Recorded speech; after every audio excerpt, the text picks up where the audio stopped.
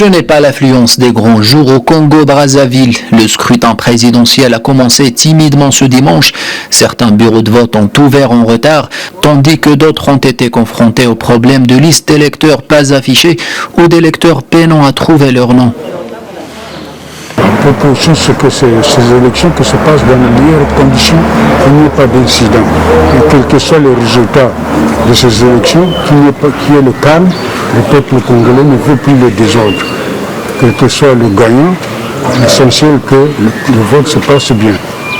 En plus des perturbations au niveau des bureaux de vote, l'accès à Internet a été coupé la veille, ravivant les craintes de l'opposition quant à la transparence du scrutin. Pas de quoi inquiéter le président sortant Denis Sassou Nguesso, grand favori à sa propre succession. Au fil d'une campagne sans incident, le candidat à un 4e mandat a déroulé ses deux priorités, la jeunesse et le développement de l'agriculture. Face à lui, deux anciens ministres passés à l'opposition, Guy Brice Kolela et Mathias Dzon, qui misent sur l'argument du renouveau après 36 ans de présidence pour Sassou Nguesso. Le pays actuellement a besoin d'un souffle nouveau. Parce que quand nous essayons de voir ce que j'ai appelé d'abord comme des secteurs de base, qui ne sont autres que des promoteurs économiques, on essaie de voir tout cela. Ce sont des secteurs qui sont aux arrêts. Et c'est ce qui permet, c'est ce qui occasionne aujourd'hui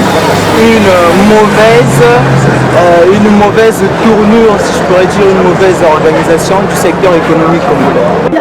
Les forces de sécurité ont voté par anticipation jeudi. Le résultat de leur vote sera compilé avec ceux des civils. Le président Sassou espère être réélu dès le premier tour. S'il ne réunit pas la majorité absolue des votes ce dimanche, un second tour sera organisé 21 jours après la proclamation des résultats.